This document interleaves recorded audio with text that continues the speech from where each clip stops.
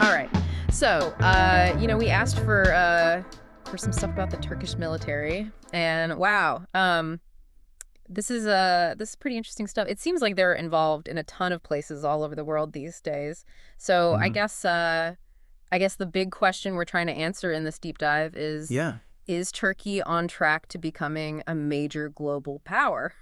Like, Well, what I find interesting is yeah, it's not just about like the size of their military. right. Even though, these sources DO say that they've got the eighth most powerful military in the world, like it's really more about how they're, becoming allies with people and Yeah. how they're taking advantage of all the shifts in global power. It's pretty strategic. It's true. Yeah, one source even said they were like a chess grandmaster, like Yeah. planning out every single move. Yeah. And speaking of moves, let's start with the fact that Turkey is now like the second strongest military in NATO Yeah. when you look at the number of people. Over 400,000 active personnel. That's a lot of people, especially when you think about how much trouble they've been having with their economy lately. That's a really good point. Yeah. You wouldn't think a country having money problems would be like Right. building up their military. Hmm. But these sources are saying that all this military stuff is at least partly because of their money problems. Mm-hmm. They want to make sure they have enough resources and that they're like an important Yeah. trade hub, Hmm. which is why they're so involved in the Middle East. Yeah. And the sources talk about the Middle East a lot. Oh, yeah. One article was about this Iraq Development Road project Hmm. and how it's like connected to the Chinese Belt and Road thing. Hmm. Like it's not every day you see something that involves like Beijing, AD, Brussels now. Exactly. So with this project and the security agreement that lets Turkey set up a buffer zone in northern Iraq Right. Yeah. against the PKK, they're in a perfect spot to be a major energy hub. Think about it. All that energy from the Middle East going to Europe, Yeah. right through Turkey. That could Mhm. be a huge deal for them, for their economy and their place in the world. Yeah, for sure. And it's not just Iraq either. Right. They've got a lot going on in the Persian Gulf too. Remember a few years ago when Qatar and Saudi Arabia weren't getting along? Oh, yeah, yeah. Well, Turkey used that to get closer to Qatar. Yeah, they sure did. The sources say that Turkey now has 2 military bases in Qatar Hmm. with like over 3,000 troops. Mhm. They've also made some sweet defense deals Yeah. selling Qatar stuff like tanks. Right. And of course, those Bayraktar drones everyone's talking about. Right. I bet you've seen videos of them. They're getting pretty famous in the global arms market. Yeah, those drones are everywhere. And speaking of everywhere, the sources mentioned Turkey being active in places I would have never guessed, Mm-hmm. like Libya, Somalia, Niger. Uh-huh. It's almost like they're playing Risk or something, Yeah. but for real. It's like they're playing, but they're playing strategically. Yeah. Take Libya, for example. Okay. Turkey was super important in defending Tripoli back in 2020. Yeah. And they're saying they'll stay there at least until 2026. Hmm. But it's not all about having troops there. Oh, okay. What else is happening in Libya? So everyone's been talking about those new natural gas fields they found in the Eastern Mediterranean, right? Right. Turkey wants in on that action. They've made agreements with Libya about their maritime boundaries, basically staking their claim. Oh, wow. Of course, other countries in the area aren't exactly thrilled, but it just shows how Turkey's military moves are often tied to economic goals. So they're like, we're not just here for the security, we're here to make some money too. Yeah, exactly. And that kind of brings us to Somalia. They've got a bunch of troops in Mogadishu training the Somali army. And get this, they've got a 30% stake in Somalia's exclusive economic zone. Wow. That's a huge amount of potential resources. Yeah. And it really highlights something important about Turkey's strategy. They're not just focused on the big, powerful countries. They're looking at places that other big players haven't really paid attention to. They're stepping in, providing security, and this is the key. They're tying it all back to making money. So they're building up their own network of like strategic partnerships and economic ties. Exactly. And one place where you can really see this is in the Caucasus region. Remember the conflict in Nagorno-Karabakh a while back? Yeah. Turkey really backed Azerbaijan, who ended up winning. Right. But it wasn't just about politics in the region. It goes much deeper than that. Turkey sees Azerbaijan as part of their own culture and national identity, almost like an extension of themselves. Huh. Their win in Nagorno-Karabakh totally changed who has power in the region. Russia's influence went down and Turkey's went up. Wow. That's a huge shift in a place that's always been kind of volatile. Yeah. And then there's that Zangezur corridor idea, a land route connecting Turkey straight to Azerbaijan. Oh, right. Talk about solidifying your influence. It's almost like they're bringing back the old Silk Road trade routes, but with a modern twist. It does, doesn't it? And that brings us to the even bigger picture. Turkey wants to be a major player in global trade. Imagine a land route from Turkey to Azerbaijan, then to Central Asia, and all the way to China. Wow. They're basically trying to become a key part of what people are calling the Middle Corridor, a new kind of Silk Road connecting east to west. Wow, that's a pretty big goal. And it makes all their military activities seem less about, like, being aggressive and more about securing those trade routes and getting access to resources. Exactly. It's a long-term plan, and it's still developing. But what we're seeing is Turkey using their military power to become a major economic player, not just in their region, but globally. Okay, so they're building alliances, getting resources, establishing trade routes, but is everything going as planned? I mean, there's got to be some bumps along the way, right? Especially with their economic situation and other countries in the region maybe pushing back. Yeah. You're right. There are definitely some challenges. Remember all that stuff about their economy not being so great? Yeah. Well, keeping a big, active military is not cheap. Some of the reports you sent actually said that this whole military expansion thing could end up hurting Turkey, like they're spreading themselves too thin Yeah. and making their money problems even worse. It's like when you're juggling and you try to add too many balls, eventually you just can't keep them all up in the air. Exactly. And it's not just about money either. Right. There's also the chance that this could cause some political problems for them. Okay. The things they're doing in the Middle East and Africa, those aren't making some of the big players very happy, like Russia, Iran, Yeah. even some of their buddies in NATO. They're not too thrilled about Turkey getting more powerful. One of the articles talked about how Turkey supporting Azerbaijan in that Nagorno-Karabakh conflict really pissed off Russia and Armenia. Yeah. Like, they called the region a powder keg, just waiting for a spark. Makes you wonder if Turkey's playing with fire. It's a legitimate concern. They're walking a fine line, trying to become a regional power, but without starting a huge war. And don't forget, they're still in NATO. Right. Some of the things they're doing, especially in places like Libya and Syria, have people in the alliance raising their eyebrows. Yeah, one source even said there's like a growing rift between Turkey and some of its NATO partners. Yeah. It's like they're doing their own thing, Yeah. which doesn't always line up with what the West wants. Exactly. And then there's the whole thing with Turkish politics, too. President Erdogan's been getting more and more power. Right. And some people think these military moves are partly a way to make him look good at home and take people's minds off the problems inside Turkey. So it's not just about, like, global strategy and stuff. It's also about who has power within Turkey itself. Right, exactly. That makes sense. But it also makes everything a lot more unpredictable, don't you think? Definitely. It's like trying to solve a puzzle, but with a bunch of extra dimensions. You've got the economy, regional rivalries, politics inside Turkey, and even historical baggage all mixed in. Speaking of history, the sources talked about this thing called Neo-Ottomanism as a driving force behind all of this. Oh, yeah. I've heard the term before, but I'm not really sure what it means. Can you explain it a little? Sure. So the Ottoman Empire, was this huge power for centuries, right? Yeah. Spanning 3 continents. Neo-Ottomanism is basically a renewed interest in that legacy.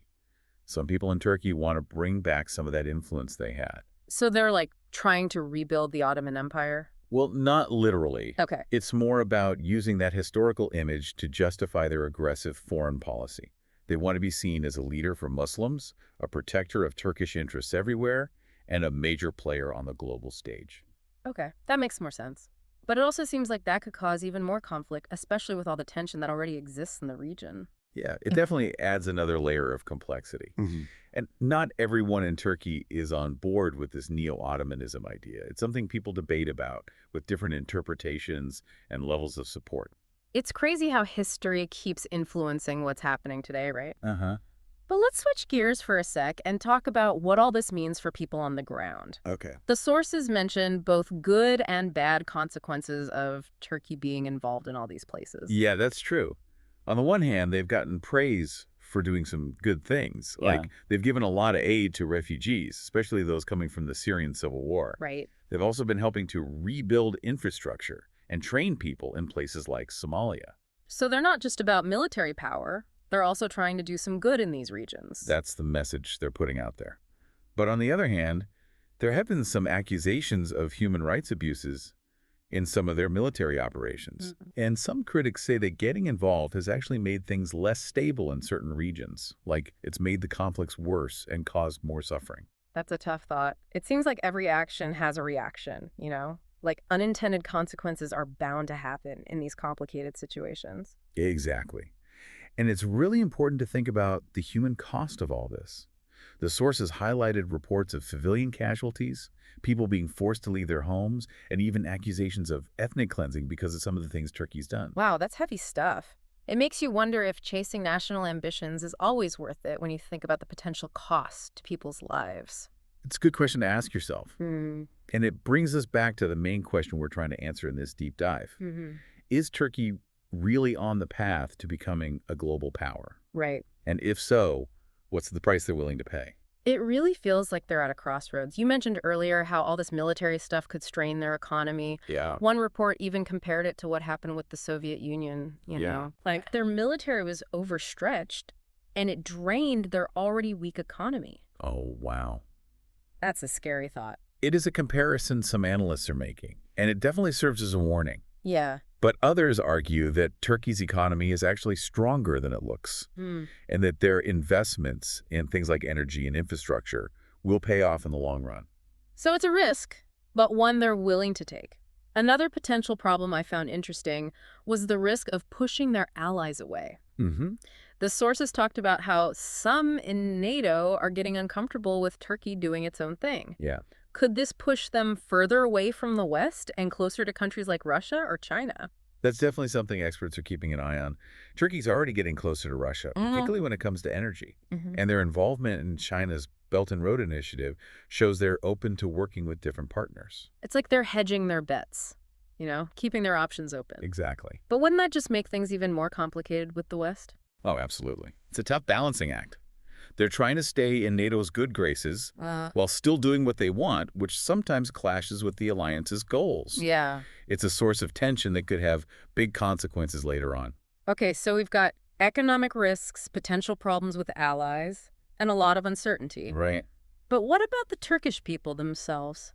Uh-huh. How do they feel about all this? That's something that often gets overlooked, Yeah. and it's important. Yeah. The sources say that people in Turkey are divided on this whole thing. Mm-hmm. There's definitely a sense of national pride, you know. Yeah. Many Turks see all this as a sign that their country's becoming powerful again.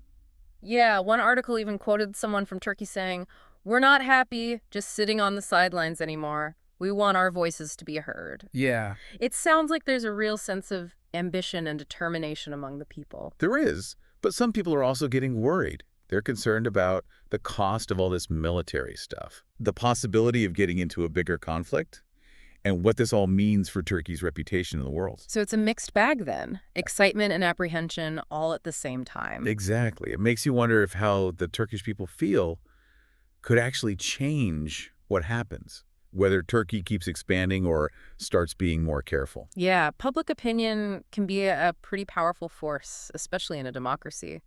And with all these challenges and uncertainties facing Turkey, it'll be interesting to see how people feel about all of this in the coming years. Yeah, for sure. It feels like we've barely scratched the surface of this whole thing. There's so much to think about, like the economy, regional rivalries, what's happening politically inside Turkey, Yeah. the human cost. It's a lot. It's kind of overwhelming trying to figure it all out. Yeah, I know, right? Like we've opened up this whole can of worms. Yeah. It's wild. But that's kind of what makes these deep dives so interesting, don't you think? We're not just looking at what Turkey's military is doing. We're trying to understand like the whole picture. Why they're doing it, what their plan is, and like what it all means for the rest of the world. Exactly. And like we've been saying, it's complicated. There are so many contradictions and things we just don't know yet about what Turkey's going to do. I mean, they're in NATO, Right. but they're getting chummy with Russia. They've got economic problems, Yeah. but they're expanding their military all over the place. They want to be the big dog in their region, Right. but they also want to be a global leader. It's like they're trying to walk a tightrope or something. So, knowing all that, Yeah. what should we be looking for to figure out if Turkey is really going to become a global power? Or is this just like a temporary thing? That's a good question.